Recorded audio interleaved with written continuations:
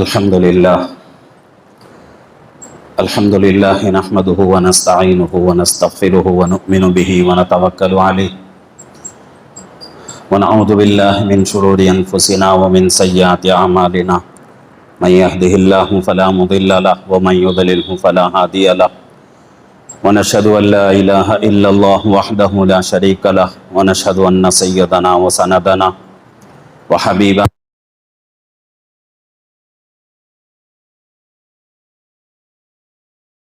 وأصحابه وبارك وسلم تسليما كثيرا أما بعد فأعوذ بالله من الشيطان الرجيم بسم الله الرحمن الرحيم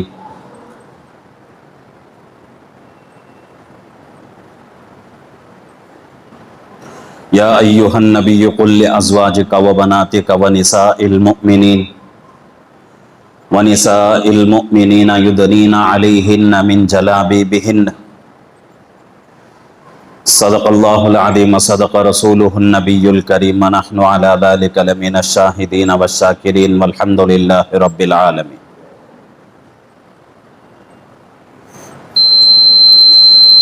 محترم معزز بزرگ اور عزیز دوستو،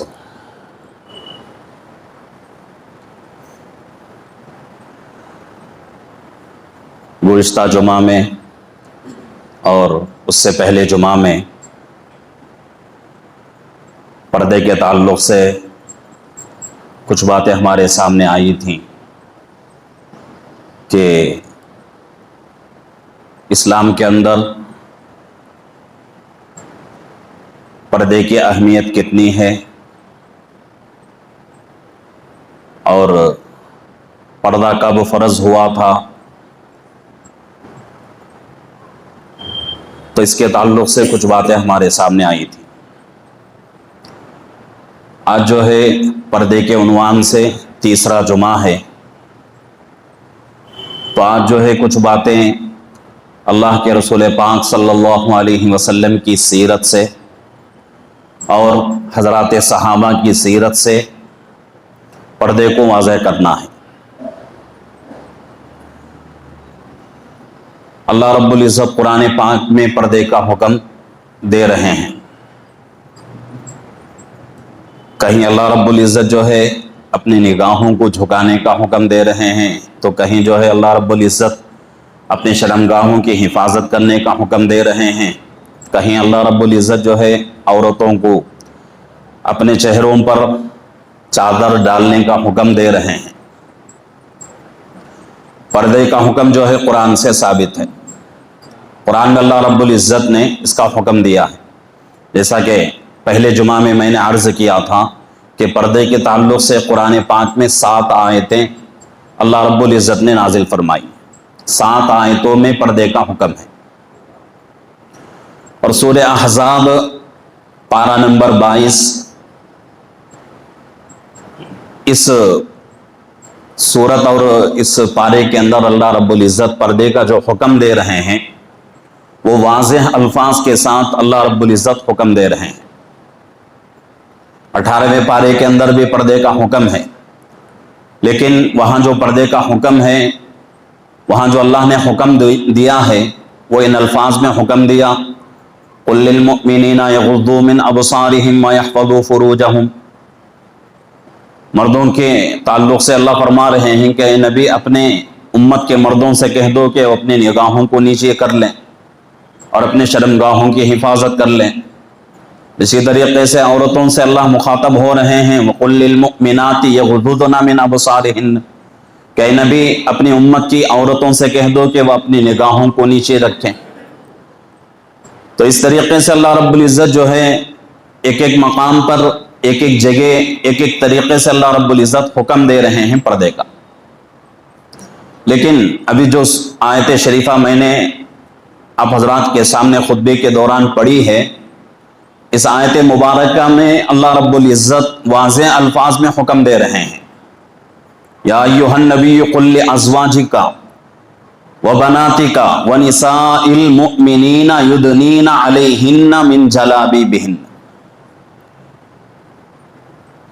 اس آیت کا ترجمہ اور کچھ باتیں اس آیت کے تحت میں گزشتہ جمعہ میں بھی گزری تھیں لیکن اس آیت کو میں پھر آج جو ہے اس آیت کو موضوع بنا رہا ہوں، وجہ اس کی یہ ہے کہ بہت سارے لوگ کہتے ہیں کہ بھئی پردے کا حکم قرآن پاک میں نہیں ہے، پردے کا حکم قرآن پاک میں نہیں ہے، بہت سارے لوگوں کا کہنا ہے، اور اچھے اچھے لوگ یہ بات کہتے ہیں، جن کو ہم جو ہے دیندار سمجھتے ہیں، پڑھے لکھے لوگ سمجھتے ہیں، وہ لوگ بھی یہ بات کہنے میں پیچھے نہیں ہٹتے کہ بھئی پردے کا حکم قرآن پاک میں نہیں ہے۔ پردے کا حکم اللہ رب العزت نے کیا دیا ہے؟ صرف اتنا کہا ہے کہ اپنی نگاہوں کو نیچے رکھیں اور اپنے شرمگاہوں کی حفاظت کر لیں، اس کے علاوہ کوئی حکم واضح حکم اللہ رب العزت نے پردے کے تعلق سے نہیں دیا۔ تو سورہ احزاب پارہ نمبر 22 میں اللہ رب العزت فرما رہے ہیں، یا ایھا النبی قل لازواجک، اے نبی جی کہہ دیجئے، قل لازواجک کہہ دیجئے اپنی بیویوں سے، وبناتک اور اپنی بیٹیوں سے، ونساء المؤمنین اور ایمان والے عورتوں سے، کہ یدنین علیہن من جلابیبہن،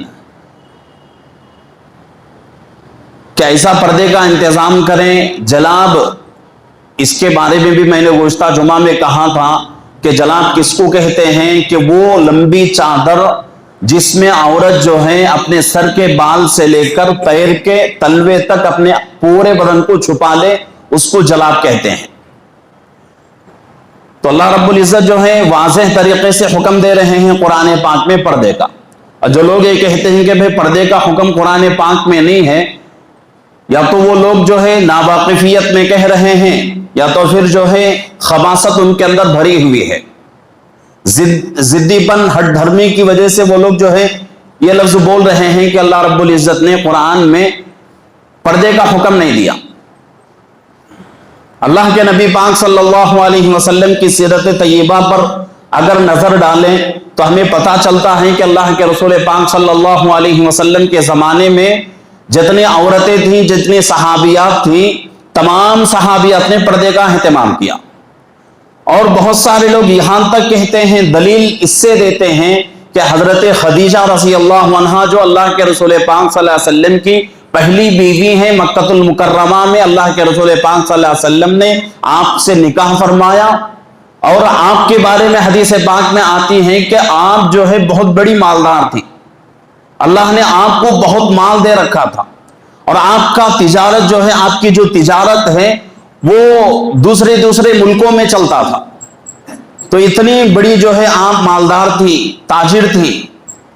تو اس بات سے بعض لوگ جو ہے دلیل لیتے ہیں کہ حضرت خدیجہ رضی اللہ عنہا جو اللہ کے رسول پاک صلی اللہ علیہ وسلم کی بیوی ہیں، ان کے بارے میں آتا ہے کہ وہ بہت بڑی تاجر تھیں اور تجارت جو ہے وہ بہت زیادہ کرتی تھی۔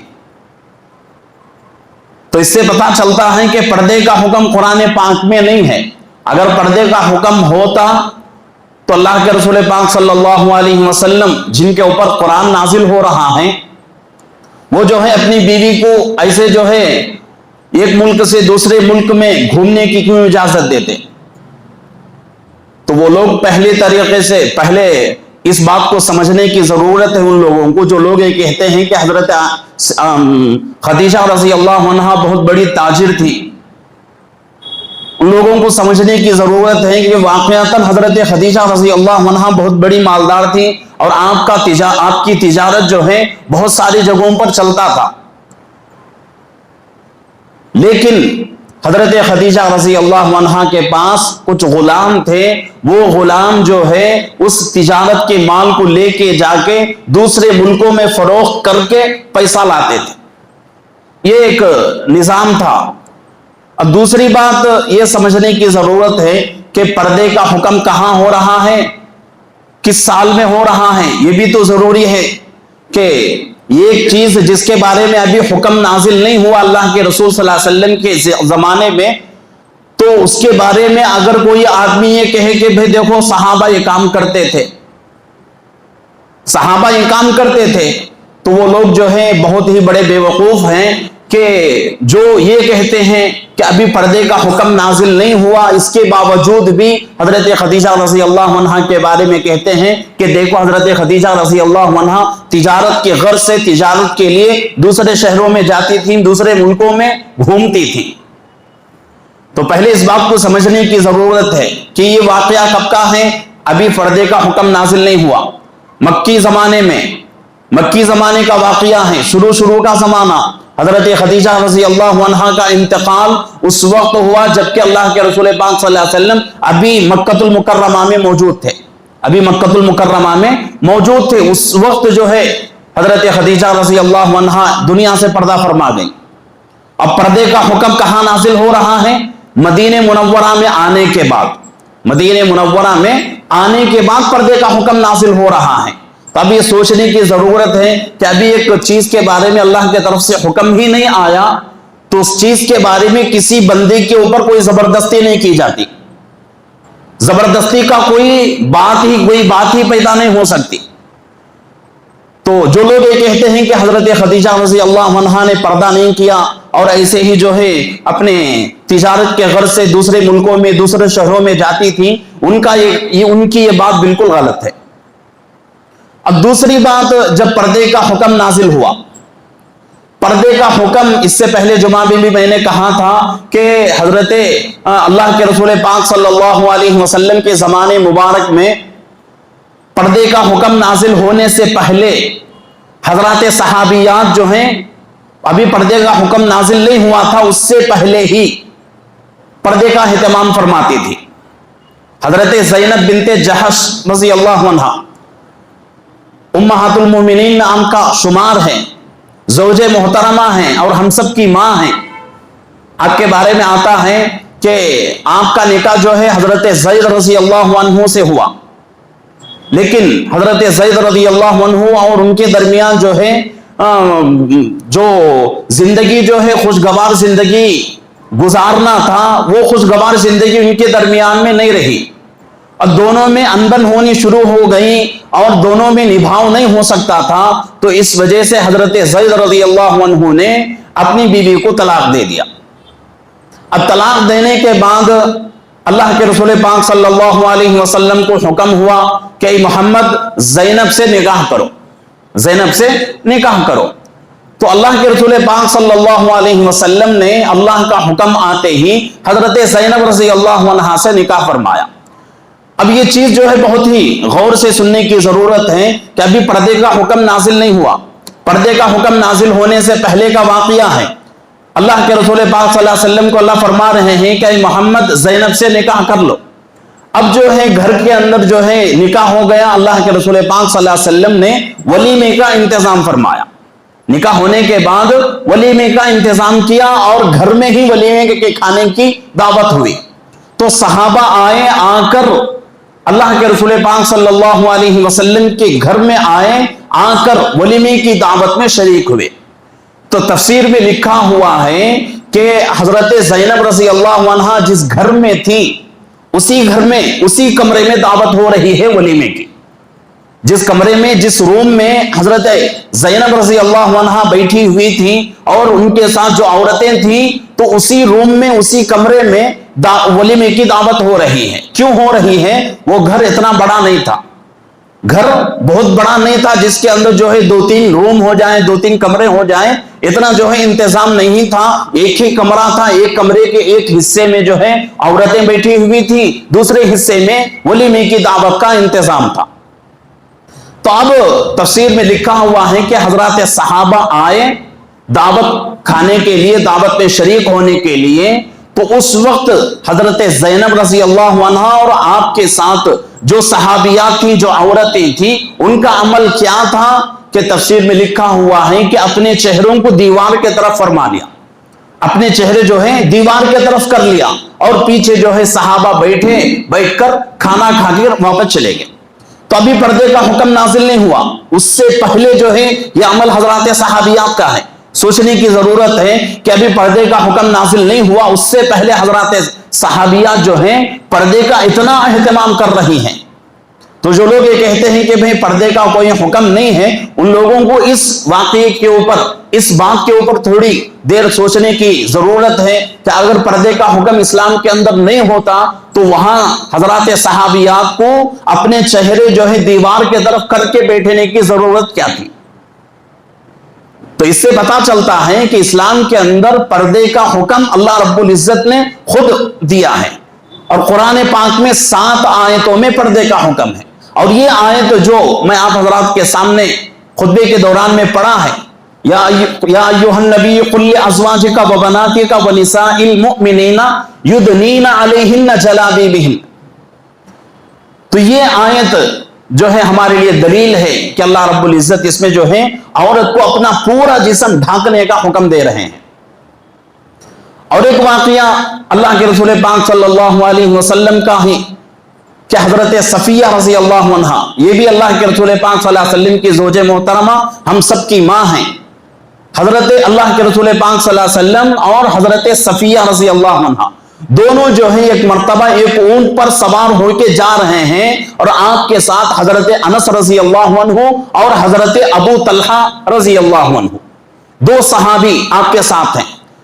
تو حضرت انس رضی اللہ عنہ حدیث کے راوی ہیں، فرماتے ہیں میں بھی حضرت ابو طلحہ رضی اللہ عنہ کے ساتھ تھا، اور اللہ کے رسول پاک صلی اللہ علیہ وسلم اور حضرت صفیہ رضی اللہ عنہ دونوں ہمارے ساتھ تھے، اور دونوں جو ہے ایک اونٹ پر سوار تھے اور چل رہے تھے۔ تو اچانک جو ہے اللہ کے رسول پاک صلی اللہ علیہ وسلم کے اونٹ کے پیر کو جو ہے ٹھوکر لگی، ٹھوکر لگتے ہی اونٹ جو ہے گر گیا۔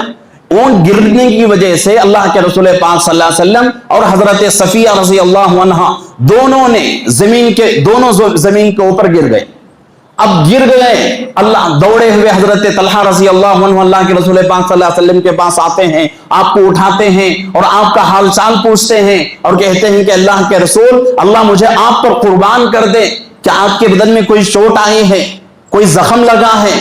تو اللہ کے رسول پاک صلی اللہ علیہ وسلم فرماتے ہیں میرا چھوڑو، پہلے عورت کی خبر لو، پہلے عورت کے بارے میں جا کے پوچھو، عورت سے پوچھو کہ عورت کی کیا حالت ہے۔